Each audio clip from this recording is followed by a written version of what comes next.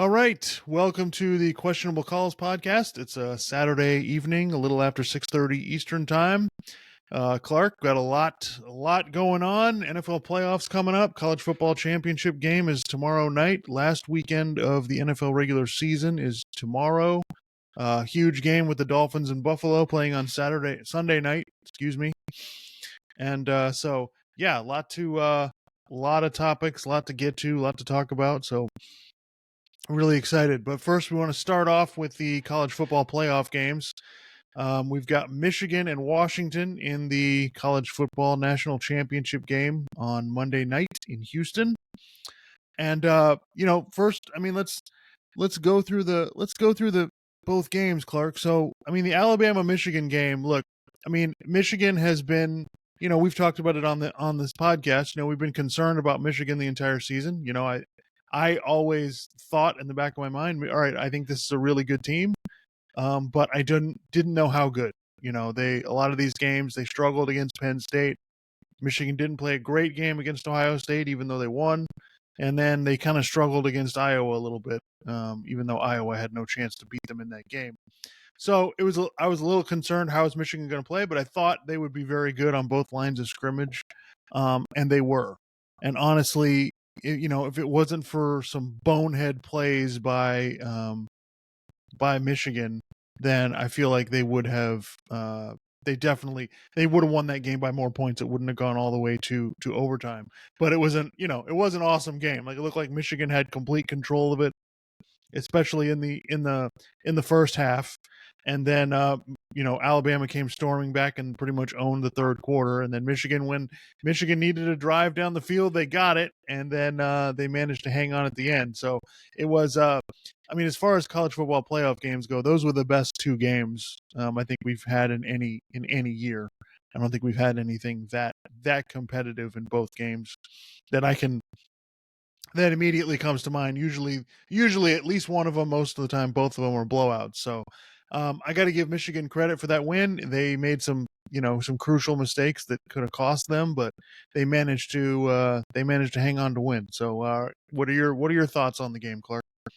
Yeah, I mean, just what a night of college football. I mean, that was awesome. I mean, again, we've talked about this a little bit. For all the people who are just like, they're mostly NFL fans or they're just NFL fans and they don't watch college football. Look, you're a bigger college football guy than I am, but I still watch some of the big games. And I don't understand if you're a football fan, how do you not watch some of the big college football games, especially just the playoffs? Like, how do you like? I don't get it because you can get games like that, and your point about these are probably the best two games that I can remember. I mean, last year's two semifinal games were actually pretty compelling. I mean, the Ohio State Georgia game was really good, and the Michigan TCU game was kind of wild and crazy. I mean, there were so many. It was 51-45. I mean, it was just nuts how many points they scored. So, but yeah, the games this year were really awesome. Like I said, just a great night of college football. Michigan, yeah, they should have won that game by more. They should have won that game more comfortably. I mean, they were behind late in the fourth quarter. They had to get a drive to take the lead. So I mean, I think looking forward to the national championship game, that concerns me a little bit, or it would concern me if I was a Michigan fan. They need to clean, I mean, those special teams mistakes they made, I mean, good Lord. They were just asking for trouble because Alabama, we overreacted to them beating Georgia. They're a really limited offense. They somehow managed to eke out a bunch of wins this year. Like they were not, I think you can make the argument Georgia was better for whatever reason in that game against Alabama. Georgia got beat, but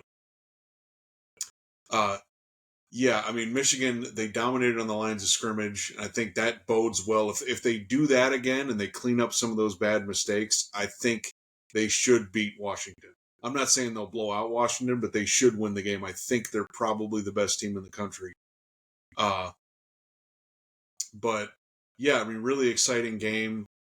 Michigan. It's kind of funny. I'm like, what is the deal with them? And outside of the games against Ohio State, what is the deal with them in these playoff games? I mean, they get boat raced by Georgia. They lose a game to TCU that they shouldn't have lost. They almost lost to Alabama, and they definitely shouldn't have lost to Alabama. I mean, they did win, but they definitely if they had lost, they definitely shouldn't have let that happen because they're better than Alabama. Yeah, I think I think having a month off affects these games for Yeah, sure, and the fact that Michigan made uncharacteristic mistakes for them in this game. Like they had been pretty good on special teams most of the season, and just not being able to catch two punts. Those are and the mistake on the extra point. Like they had definitely had some special teams issues. Alabama struggled with things that they struggled with the entire season. This is not the first game where they've had trouble snapping the ball to the quarterback. It's not the first game where they haven't been able to pick up blitzes and the offensive line has had problems. So Alabama had a lot of problems this whole season, and that's why I kind of felt the way I did. I made the mistake of picking Alabama in the game, but I just felt like somehow Michigan's gonna be right there to win the game. I knew the game would be competitive because Alabama had not really blown anybody out the whole season. They blew out Kentucky. They blew out Chattanooga. The rest of their games were pretty close. They struggled with South Florida. They almost lost to Auburn. And so I think, yeah, the Georgia game, the Georgia Alabama game got everybody a little bit crazy. Brock Bowers was hurt for them. So I just feel like, things kind of worked out and they beat Georgia in that game. But at no point did I think Alabama was a great team. And I knew this game would be competitive because I didn't see either team being good enough to blow the other one out. So I give Michigan made the plays when they had to. They definitely came out with a better game plan in the first half. Alabama's game plan in the first half didn't make a whole lot of sense, where they're just dropping Jalen Milroe back to pass numerous times. That never made sense to me. He's not a drop back passing quarterback, so I didn't understand why they continue to do that and allow Michigan just to send extra guys and not being Alabama not able to pick them up. So, yeah, yeah, I think Michigan has to clean up a lot of those mistakes if they want to win. Moving forward to the Washington Texas game, this again competitive game. But at the same time, like I thought that Texas would be able to overpower them on the line of scrimmage, and they really weren't. Washington's offensive line hung in there really well. They got the blocking that they needed, and when Penix had to move, he moved and yeah, it wasn't a problem. And the throws he makes, he's dropping passes, and the thing is, people complained about Tennessee's pass defense or Texas's pass defense, excuse me, and it didn't matter. Like they were covering the guys pretty well, but it didn't matter. He stuck the ball in there anyway. yeah. So yeah, Washington is a pain in the butt to play, and even after all of that, they almost lost at the end because the running back gets injured, so they had to stop the clock. And Texas comes down and has a play to win the game at the end. And And the guy so was open. I yeah, mean, Quinn Ewers made a bad throw. I mean, if he makes a better throw, he probably catches that. yeah. So yeah, that's crazy. Yeah, that easily could have been a touchdown for them to lose the game. But I honestly think this is Washington's team this year. Like I think they're so explosive on offense that it really doesn't matter if they have a lull here and there or they have a bad quarter. It really doesn't make any difference. Washington can catch up or stay in any game that they're in. And so I feel like, and I didn't think Texas offense played that well. They ran the ball pretty well, and honestly, you could make an argument they should have stuck with that because you want to limit the amount of possessions Washington gets. And they stopped Washington like 3 times in a row in the second half and got themselves into a position where they had a shot. But yeah, overall, I thought I thought Texas played pretty well, but I thought Washington was just a lot better. And Yeah, I mean, there's clearly a gap between Quinn Ewers and Michael Penix Jr. I mean, just yeah, the throws I mean, those are like NFL throws. The way you can just tell. You watch the guy sit in the pocket, and there's just a presence about him when he's sitting in the pocket. He looks comfortable in there, and then he can move enough, when he needs to. I mean, yeah, just the throws that he's fitting in there. I mean, just perfect. I mean, he was just on just perfect throws. He's just throwing dimes all over the field. So yeah, and I mean, they probably should have won that game easily. They kind of let Texas get back into it.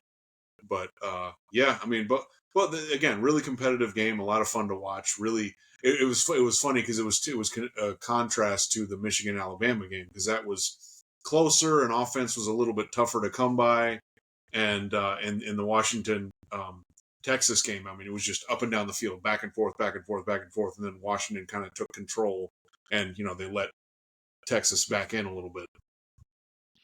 Yeah, I thought that the quarterback play in that game was spectacular, especially compared to the other one. And those are two of the best offensive teams probably in the country.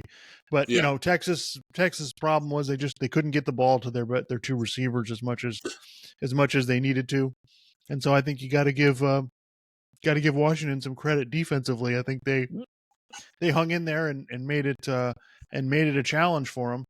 And so yeah, look, and looking forward to the championship game, Clark. I mean, this is a tough one to pick. I mean, Michigan right now is a 4.5 point favorite. I think Michigan is clearly, better on both lines of scrimmage. I don't think that's up for debate. But I just feel like I feel like Washington is just going to have more. They have more chances, and they have a bigger margin for error than Michigan does. I think Michigan could totally outplay them and still lose. And so I think Michigan's going to. I look at the game like this. I think Michigan's going to run the ball, and Washington's going to throw the ball, and that's going to be the two. That's basically those two things are going to be tough to stop. If Michigan ran the ball like they did against Alabama, then they're gonna. It's going to be difficult for Washington to stop them on the line of scrimmage. What I would say is, though, you could tell Michigan was really nervous in that Alabama game. You could tell they were kind of tight, especially in the first half. yeah, And so I think only having a week between this game and the semifinal kind of will help them a little bit. They'll be more in the mode of playing games and be ready to go. So but I went at first. I thought, Washington, they're not going to be stopped, and then I thought, no, but Michigan's going to dominate the line of scrimmage. So I'm gonna I think I'm going to take Washington to win, just because I feel like even if Washington gets behind a little bit, they can come back. But maybe I'm going to wrong. Maybe I'll be wrong. Maybe Michigan will come in and just hammer them on both sides of the ball, and maybe Michigan's defense will be like nothing Washington's ever seen. And maybe I'll be wrong. But that's my thoughts on the game. A couple days out. yeah. So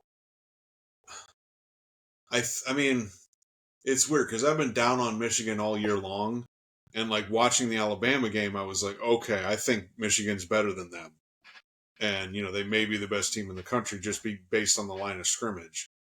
But yeah, I mean, now that you're saying, I mean, the mistakes they made in that game, and then kind of how I've seen them in other big games, that really concerns me because, I mean, the line between them beating Alabama and losing that game is, I mean, you're talking about a couple of plays, really.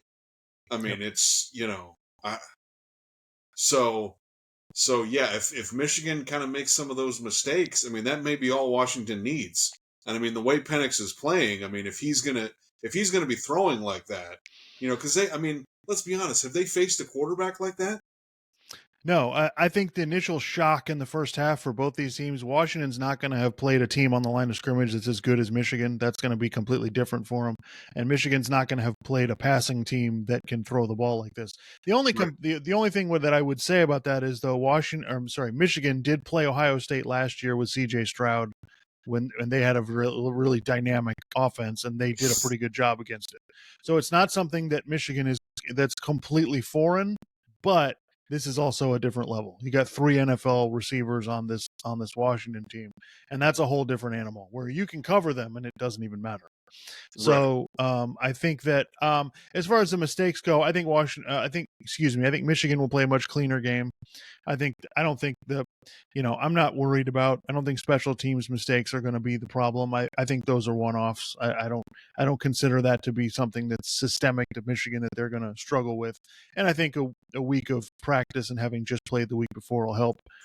Um, but at the same time, yeah, you're right. If the how does this game go in the first half? If Michigan gets the lead, okay, then they probably have an excellent chance to win. But if they get behind, and like they did against TCU last year, where McCarthy's got to throw, he'll throw for a lot of yards, and I'm not, I think I'm sure he's capable of that.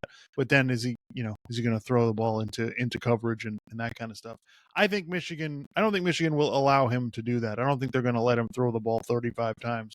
I think they're going to keep it in front of them and Right. make sure that they're running the ball. And Texas, like I said, Texas ran the ball for 180 yards. So it's not like you can't run it on Washington.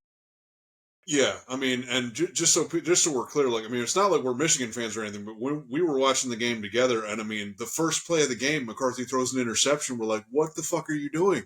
And then when the guy fielded the punt, like at the 2 yard line or whatever, we're like, "What the hell are you doing?" What I just, especially stuff with punts, I just like your main job should be basically don't get a turnover.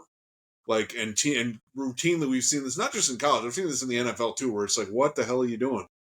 But Yeah, I think but I think this is going to be an awesome game. oh, absolutely, I yeah, think I think that's something like with the 12 team playoff that it'll be interesting to see, because I was thinking about this earlier today that when we have teams with a bye, like you're going to get teams with that have had a month off playing against a team that's only had 2 weeks off. So it's gonna be interesting to see like how that works, because it's been a problem in the past. Teams not really playing their best when they've had that much time off. It's tough to it's difficult to deal with. So yeah, and no, listen, I'm rooting for Michigan to win. I would like to see Michigan win. I want Harbaugh to win the championship, especially if it looks like he's going to leave to the NFL. But these teams, the thing is, like these teams are like, this is a one-shot deal. Like I think a lot of yeah, Michigan's guys are going to the NFL. We already know a lot of them are, and I think McCarthy probably will too. And Washington's going to lose the quarterback and a bunch of other guys too. So this is the only shot that most of these guys are going to get. And I think that hopefully they play like that, and they don't.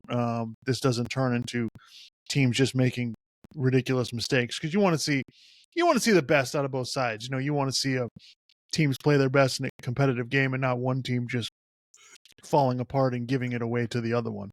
right, So, but yeah, this is going to be a lot of fun. I can't. This is one of the most hyped games that we've dealt with in a long time, and hopefully, we get more of this now with the 12 team. Hopefully, we get even more games that are up to this caliber, because yeah, the Alabama Michigan game that was a fun game to watch because of the drama, because of the mistakes, because you didn't know who was going to win, and it went into overtime, and so great stuff. But yeah, I'm gonna take Washington, and again, I don't feel good about it. yeah. God, I don't even know. Like again, I feel like Michigan should win the game, but will they? I don't know. Yeah, yeah. I think if either team plays their best, I think they'll definitely win. Um, all right, so let's move on to some NFL topics. So yeah, this week, Clark, I this one thing that people are talking about, it kind of bothering me, and that's Justin Fields and the Chicago Bears. So the Chicago Bears have the number one pick because of their trade with Carolina last year, and so it brings up the debate that now I know you hate talking about draft stuff during the season, Clark, but brings up the debate that's going to be going on for the next 4 months. What should the Bears do with the number one pick? Should they move on, draft a quarterback, or should they stick with Justin Fields, try to trade out of the number one pick and get as many assets as they can? And I just I don't like the disingenuous media telling us things that just flat out aren't true. Like they're telling us, "Oh, Justin Fields is playing great." Not really. Last 6 games, he's got eight touchdowns and 5 interceptions. Okay, Justin Fields threw for 6.8 yards per attempt last year. It's 6.8 yards per attempt this year. Like this idea that he's playing great or awesome and is way better is just a complete lie. The same lie that they were telling us about Russell Wilson. So I don't like the disingenuous nature of this. Number one, and number two, I'm like, unless you're sure that Justin Fields is like going to be awesome, and not just like, oh, kind of good the last 4 games. I'm talking like, you think he's going to make multiple Pro Bowls, and you think he's going to be one of the best quarterbacks in the league at some point. You've got to draft a quarterback here. Like the other thing is that people don't bring up, Justin Fields is going to have to be paid in about a year. Like you're going to have to make a decision. They got to make a decision about his 5th year option this offseason. And then after next season, you're going to have to pay him. So it's not like, oh, we have this long runway to figure this out. It's like, you're going to, if you don't take a quarterback, well, then you're going to be paying him. And why would Justin Fields not ask for Daniel Jones's contract? Exactly. I mean, that's what's going to happen. He's going to ask for his contract. So why in God's name would you just, put that in front of you when it's obvious. Just take Caleb Williams or whoever you want at the number 1 pick. And the thing is, Clark, I'm one of those you can have your cake and eat it too, guys. Like, they could trade out of the number 1 pick, draft Jaden Daniels or Michael Penix, and then trade Justin Fields for, a second, third round pick, whatever it is. Like, to me, there's so many options, and the option that I would definitely not do is the Justin Fields thing. But this Chicago thing, Chicago sports radio is going to be telling us how great Justin Fields is, and all of this stuff. So I just think I think this is obvious. I know last year I said the opposite of this, but that's because Bryce Young was going to be the number 1 pick. Like, I'd take my chances on Caleb Williams, who was better than Justin Fields in college. Okay, has a higher ceiling than him, more talented. Like, yeah, I'll take a risk on that guy. Is it a risk? Sure.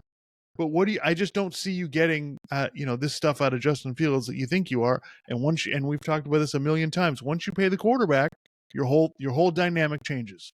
So, your thoughts? Yeah. So, it is funny listening to the conversations that the sports media has about quarterbacks and how well quarterbacks are playing, and how often they seem to get this totally wrong. Has Justin Fields been better in the second half of the season than he was in the first half of the season? Sure, he's been better. But what does that mean? Was Russell Wilson better in the second half of the season than he was in the first half of the season? Yeah. But, I mean, what does that really mean? And then, when you actually watch the guys play, it's like, yeah, Justin Fields, he runs around. He makes a few throws here and there. He probably throws too many interceptions. He doesn't throw enough touchdowns. If their defense plays well, so it sounds like Matt Eberflus, the coach of the Broncos, it sounds like he knows what he's doing on defense, because their defense over the past 2 years has gotten better. It's pretty good right now. They probably need to draft more players and stuff, but it's pretty good. So he knows what he's doing on that side of the ball. And so how much of this is just the defense is playing better, and then they're just maximizing whatever Justin Fields is, And people seem to mistake that for, oh, well, he's really good. It's like, again, people, what do you mean when you say really good? I think that's the thing that's really annoying. It's the same thing and we're perfect to talk about this because we're Dolphins fans and their quarterback is Tua. And, the conversations around him are all over the place. You got people saying he's just, really, really awesome. You got people saying he's terrible. You got people saying he's somewhere in the middle. You got people going, well, we don't know yet if he can really, rise to the level of an elite quarterback. We haven't seen enough, which is like, really? You haven't seen enough yet? So, yeah, in terms of what should the Bears do in the draft, yeah, I mean, the way it feels like defenses maybe have gotten a little bit ahead of offenses.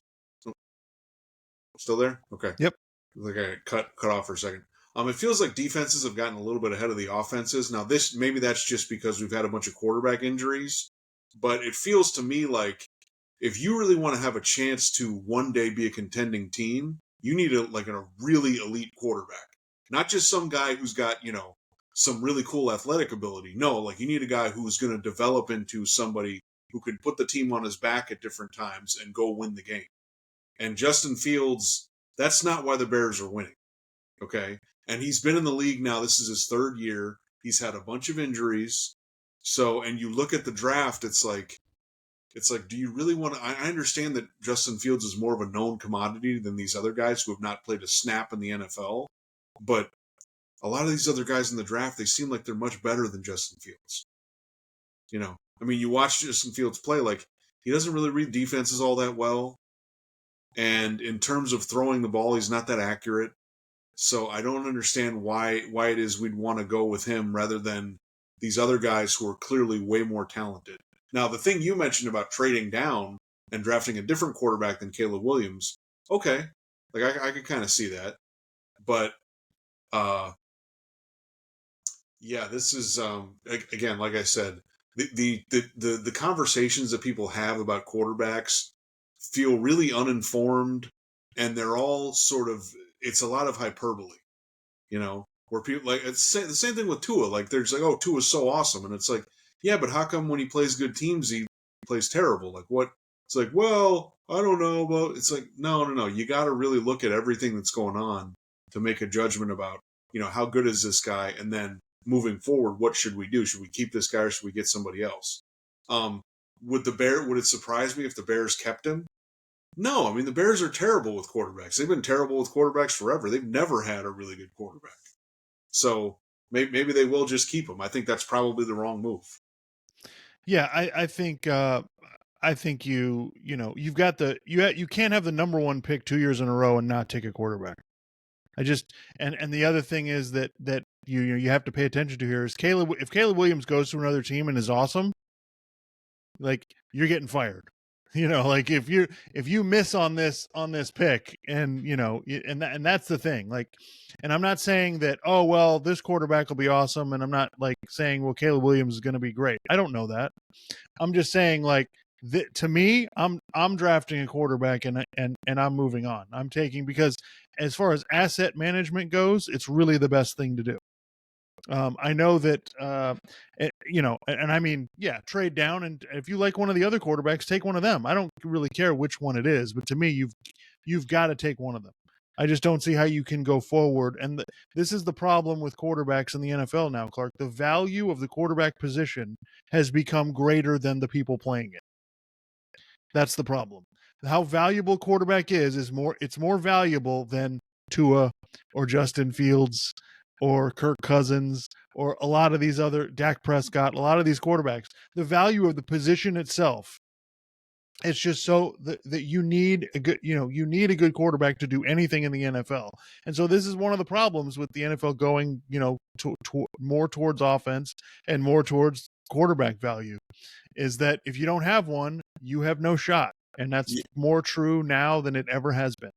Yeah. And then the other thing you got to consider is, I don't know, maybe this changed in recent years, but I think maybe some people talking about the NFL think, well, Justin Fields is not as good as like a top 5 or 6 quarterback, but maybe he's in the top 15. So maybe we can just pay him $35 million a year. No, you can't. That's not how this works anymore. Now I'm not saying that every new quarterback contract has to reset the market, but if Lamar Jackson's getting paid $50 million, then Tua's going to want, for instance, 45 or probably 47, $48 million. And it's like, oh, well, he's not really worth that much. That's not how this works. Like, I agree with you, but that's not how this works. So if you're going to hold on to Justin Fields, you're going to end up having to pay him a lot of money. Again, you don't have to reset the market, but it's going to be relatively close. You can put some contingencies in there to help you out, but it's still going to significantly hamstring the franchise under the salary cap. Yeah, I think that's the way that the league works. And most quarterbacks, they don't. And by the way, if you're Chicago, what you're hoping is Justin Fields turns into Lamar Jackson. Like, that's what you want. Like, that's your ultimate goal. But the problem is you can't wait year after year after year for that to happen. I've never seen a quarterback in the NFL after his third or fourth year, where he's been starting the whole time, and all of a sudden turning into a Hall of Famer. It just doesn't happen. That's not how quarterback works. If you Lamar don't see Jackson it, was an MVP in his second year in the league. Right. If you don't see it by year 3 or 4, it's probably not going to happen. Yeah. So yeah, I just think it's ridiculous. I think the obvious thing here is to take a quarterback. I was not in favor of taking Bryce Young because that's Bryce Young. But any of the top 3 or 4 quarterbacks in this draft, I would take all of them, and I don't even think it's a question. The other thing I wanted to talk about as far as the playoffs go, Clark, was scoring down in the NFL. Like we've talked with this before, its scoring is down lower than it has been in 13 years. So I don't think you need a great offense to win the Super Bowl this year. I think you just need to be competent and know what you're doing, have an identity. So I think that's something interesting to watch in the playoffs this year, because of how much the offenses have struggled. But to me, the difference between a good quarterback and a great quarterback is huge. That difference, that gap has widened even more than it was before. And so there's that point. And then my other point is, these teams are going to have to take the points in these games. You've got to kick field goals when they're there. You can't be going for it on fourth down all the time because we've already seen, like we saw it last week, Clark, with Detroit. If they did just kick field goals earlier in the game, that decision for the 2-point conversion doesn't even matter. They win the game anyway. So we're going to see that with scoring down in the NFL. Like, we're going to see it more and more. Like, teams need to take these points. Take the points that are there. Don't mess around. Just collect points when you can. I guarantee you, a playoff game is going to be lost because somebody's going to go for it when they probably shouldn't. Well, and yeah, and another thing about in terms of scoring being down, I was watching I don't remember what YouTube channel it was, but someone did this really in-depth breakdown of NFL defenses the last couple years. And basically a lot of the concepts that have been kind of put forward by like Vic Fangio and Brian Flores, those have kind of spread around the league. And the way defenses are playing now, and also the speed and the talent that's on defense, there's games where you see it and you're like, God, why are offenses struggling so much? Well, the way defenses are playing, they're cutting off, like they're basically like they're like stacking a bunch of defensive backs, and they're clogging up passing lanes and stuff. So, and also they can cover ground so quickly, so it's like, oh, this guy's open for a second, and it's like, well, no, he's not. Someone cuts in front of him. I mean, we saw something in the Dolphins game against the Ravens where like Tua's looking over the middle, and it wasn't the Dolphins versus Ravens game. It was the 49ers Ravens game. Brock Purdy thought he saw a guy open in the end zone. He throws it, and he kind of looked open. Purdy throws the ball. Kyle Hamilton just runs in, jumps around, and intercepts the ball. Okay?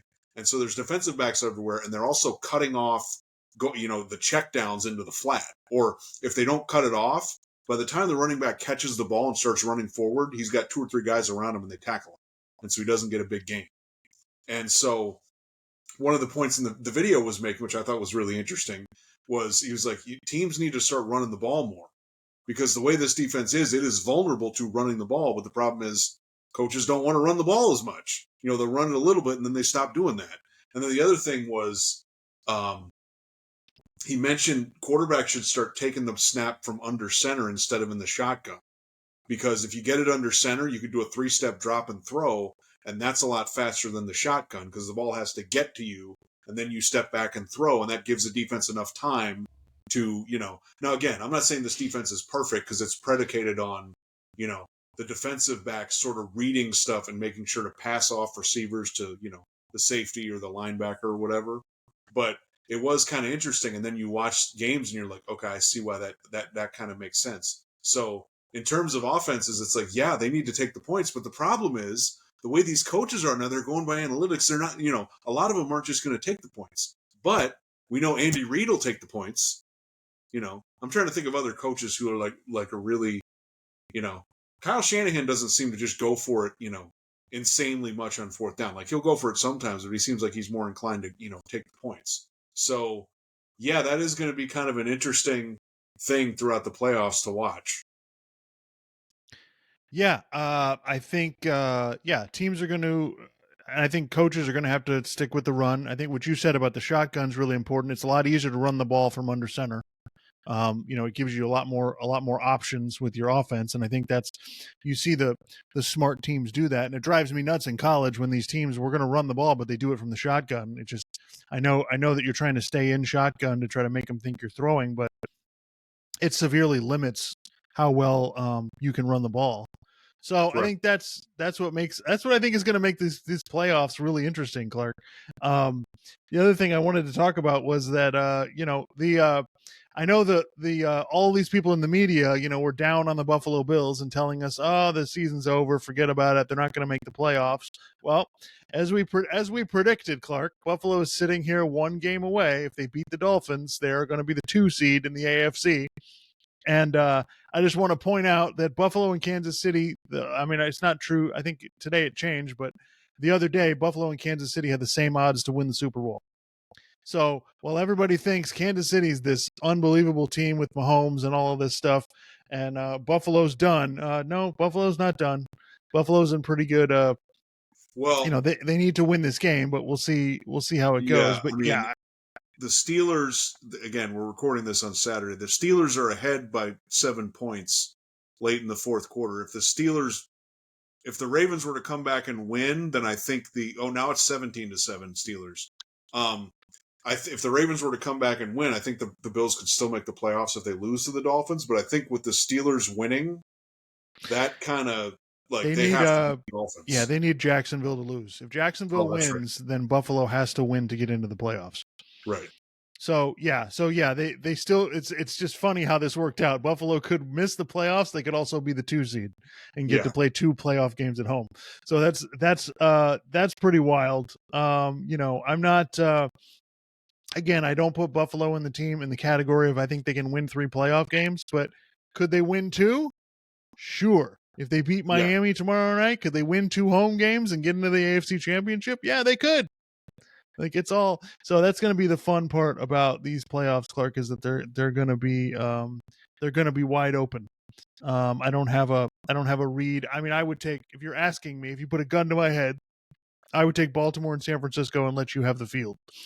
That's how I feel about it. But I don't feel ironclad or solid in that conviction. Both teams could lose a game. They're going to have time off. Sometimes that's a bad thing. So we'll see how it goes. All right, so let's do a little preview of the Dolphins Bills game. Clark, the Dolphins come in seriously banged up. Bradley Chubb is out for the year. Xavier Howard is not going to miss the game. We don't know how. I'm assuming he'll be out a while. Jalen Waddle, I believe, is out. Well, they haven't said he's out. I think they said he practiced the other day. So we'll see if he plays. It's questionable though. But it's same thing for Tyreek Hill, same thing for Teron Armstead, and I think Robert Hunt. And so the Dolphins are kind of ravaged by injuries at this point, and we'll see.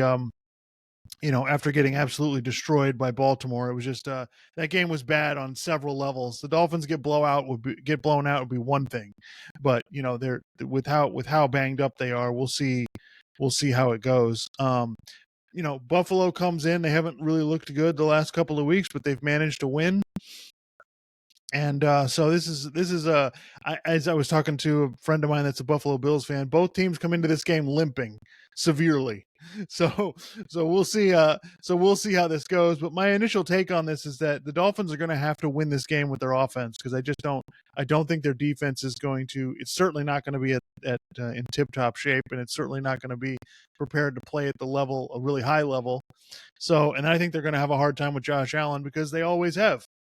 I think Buffalo's won 8 out of their last 9 against Miami. So, Josh Allen's going to be really tough to stop. And I just I have a problem trusting the Dolphins offense to deliver, in a late season game when they really need it. They're capable of it. Sure. If Tyreek Hill plays, especially if Waddle plays, they've got a chance. But I think Buffalo has played Miami so many times. But again, Buffalo not playing well. Josh Allen threw for 160 yards last week against the Patriots. So I think this game is going to be ugly. I do. I think this game is going to be ugly, slugfest, and we'll see who wins. I don't feel good as a Dolphins fan just because the other team has the better quarterback. And I think in a game like this with all the injuries, I think that's just what it comes down to. If the other team has a superstar at quarterback, they're probably going to win. But it wouldn't surprise me. I'll put it that way. I don't expect the Dolphins to win, but I wouldn't be surprised.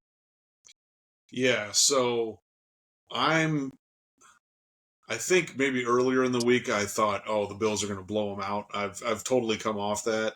The way the Bills have been playing the last 2 weeks, and also just really, I mean, I know they blew out the Cowboys, but they did that just running the ball. They're not like really an explosive offense at this point. They're really not. I mean, they weren't explosive against Kansas City. They weren't really explosive against many of these other teams. So I don't really expect them to if they win the game, they're not going to win by 28 points like they did earlier in the season. Okay. They're also not at home. They're on the Bills are going on the road. So I don't think they're going to win by that much.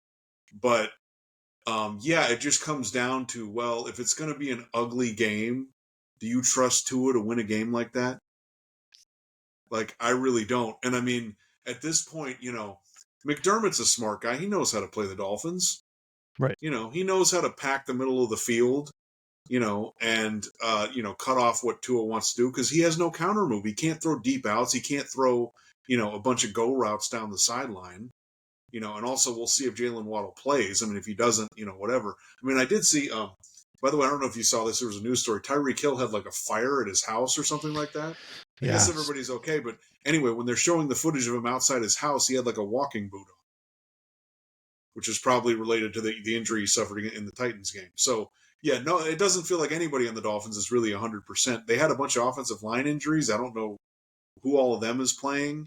And, what we were talking about before with running the ball, Chris Sims was talking about this. He's like, the Dolphins need to run the ball. Like, they really need to stick with the run.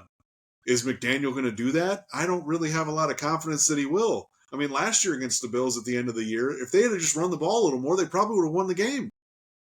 Yeah.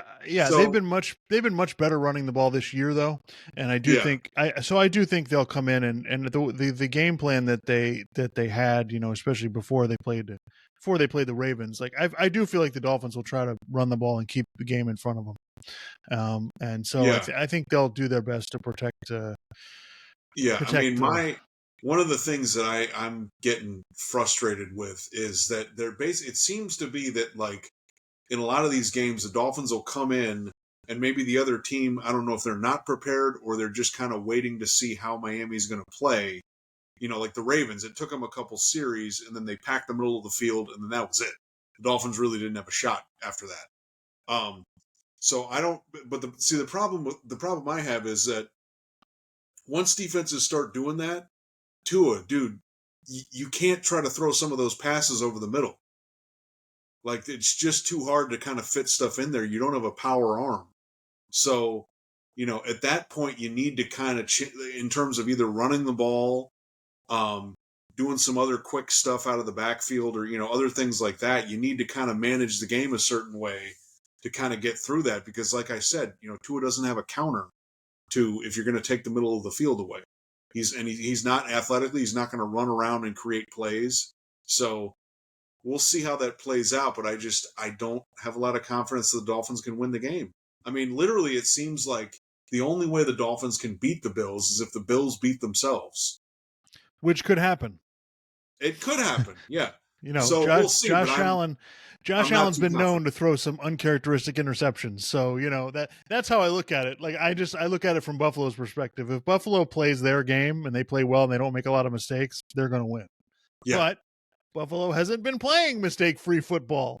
So that's what makes this game really, really fascinating. I feel like this is just going to be, I feel like whoever wins is not going to be, even if you win the game, I don't feel like you're going to be happy about it. So we'll see. No.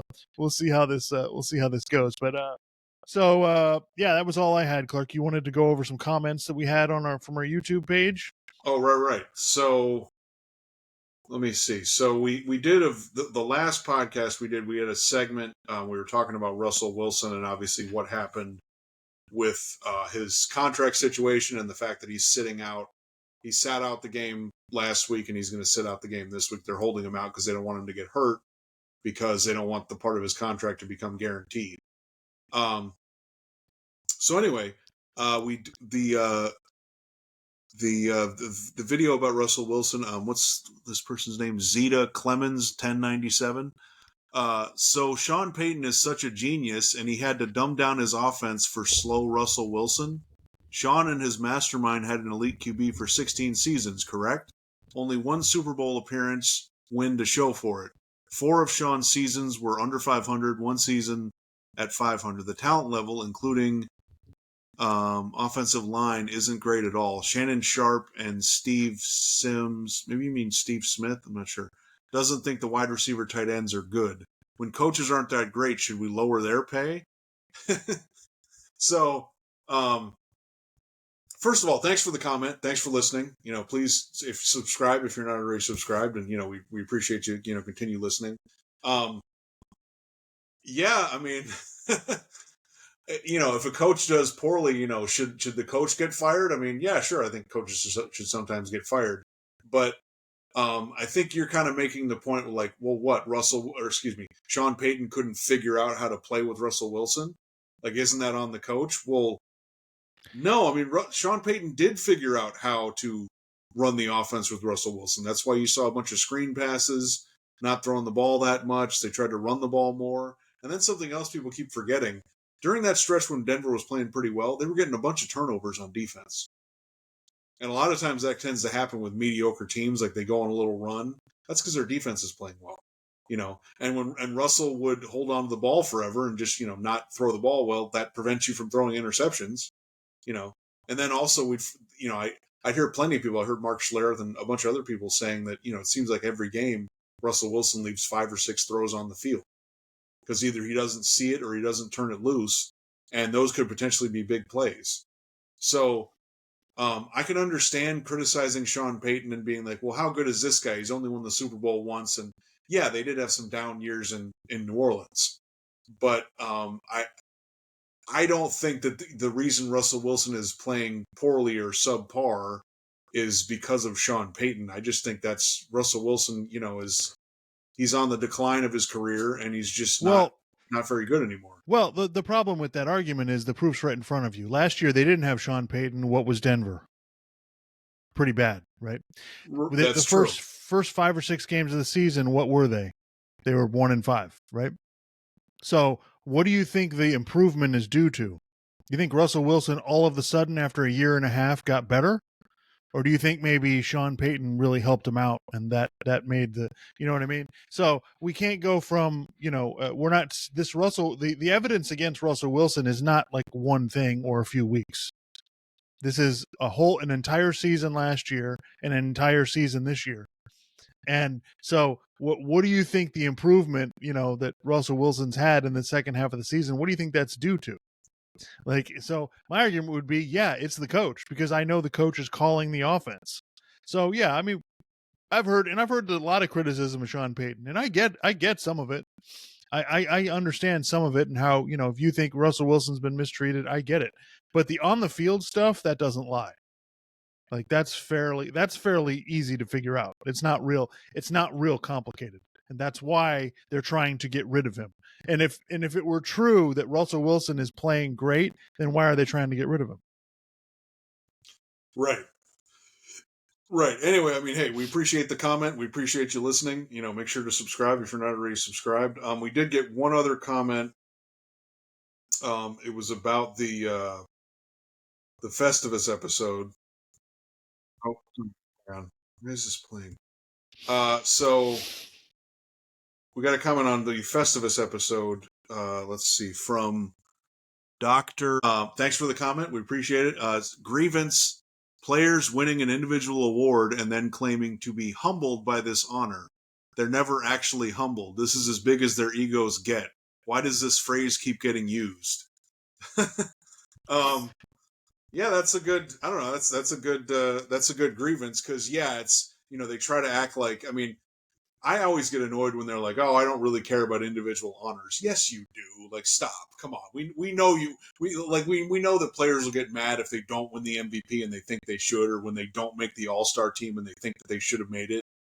So yeah, I mean the athletes acting like they're humble and whatever. I mean, some of them probably genuinely are, but a lot of them, I really don't think they are. Yeah, it's a very good point. But it's also, that's a sports cliche, that athletes use, because they don't want to sound. Because the problem is, if any athlete says anything that sounds like they're not humble, then they get ripped. So it's you're kind of damned if you do, damned if you don't. And we complain that the athletes all give us the same answers. Well, those are the answers that we want. That's why they're giving them. So I appreciate athletes that go out and tell the truth. I think it's great, but I don't think everybody should do it. I think it would be I think we'd have a huge problem if everybody was doing that. But listen, athletes do get humbled. This isn't a joke. Like, it's really hard to make a professional league. And usually you're going to have to get humbled before you get there. And even when you get there, you're probably going to have to be humbled by something else that happens. But no, they're probably not humbled by winning the MVP. That's probably not a humbling experience for the professional athletes. Yeah. So thanks for the comment. And then one other thing I did want to touch on. So I'm sure you guys probably heard about the Carolina Panthers owner got fined $300,000 for throwing a drink at a fan at the game last week. And of course, he releases an apology where he's like, well, I should have let stadium security handle any issues with fans. How about you just start off the apology with, "Hey, I'm sorry. I apologize."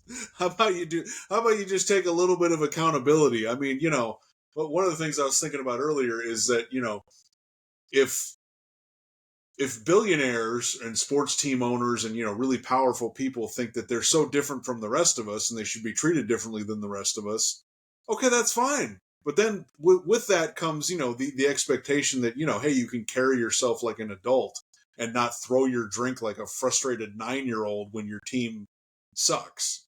I mean, so I was thinking about that earlier this week, just in terms of it just feels like there's an accountability crisis in sports, not just in sports but throughout American culture. But I mean, there's this, there's and we talked about this weeks ago, just with the Michigan sign stealing scandal, where I got upset because it's like, you guys did cheat.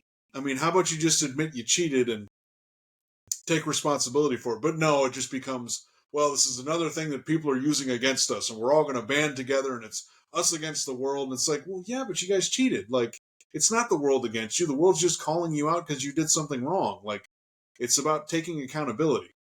Well, So, but yeah, what I would, to interrupt you there, Clark. I mean, but who's taking the accountability though?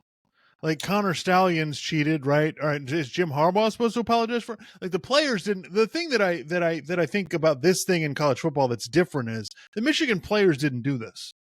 This isn't a player doing something that they're not supposed to do, breaking a rule. The players did what they were told to do. So I'm not saying and then the players didn't really do anything wrong. They're just playing the game and trying to win. And but if they want to use that as motivation, go for it.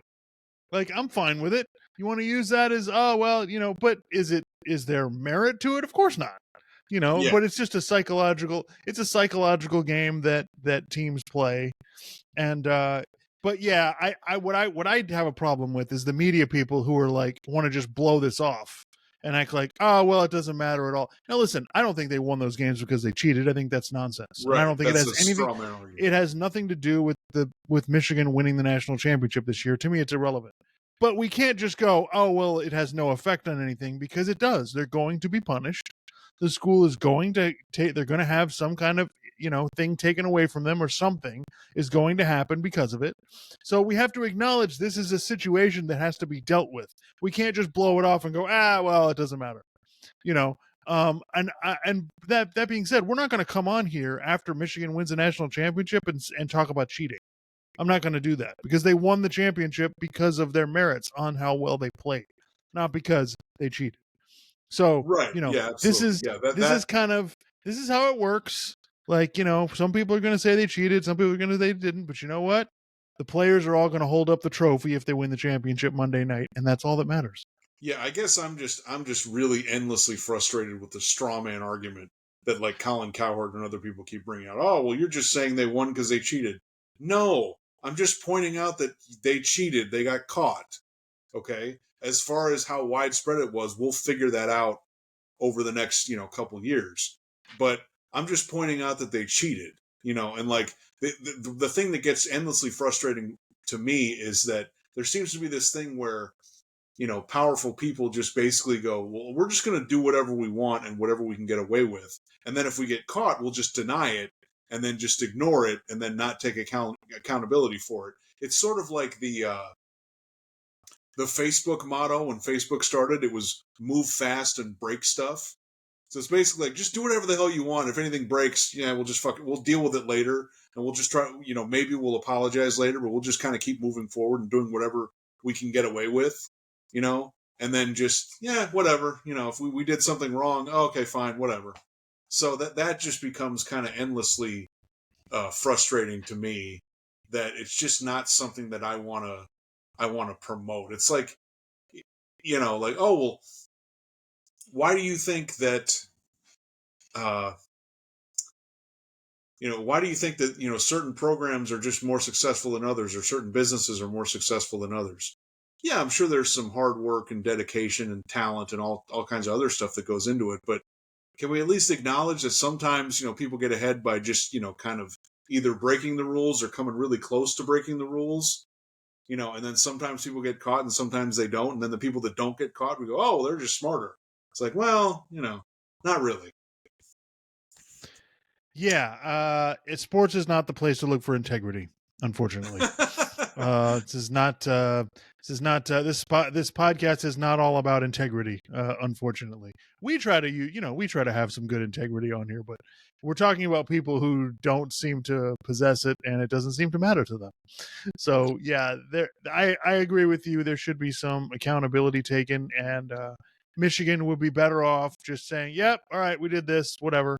And they'd be better off with the NCAA too, but unfortunately that's not works. That's not how it works, Clark. When the whole thing came up with the New England Patriots and the deflating footballs, nope, they attacked. They went on the offensive instead of trying to deal with the situation. They just attacked everyone, and it got their quarterback suspended for 4 games. So I don't know why people don't realize that attacking people just because when they're pointing out that you did something wrong, that's not really the best way to do it. But this is how we are. These are competitive people, and yeah, I just basically, I guess my point would be like, let's not, let's pause before we go, well, these people are really successful, so that must mean they're inherently better than the rest of us, or they make more money, so they must be inherently better. It's like, no, not really. And if you think that they got there totally legitimately, not necessarily.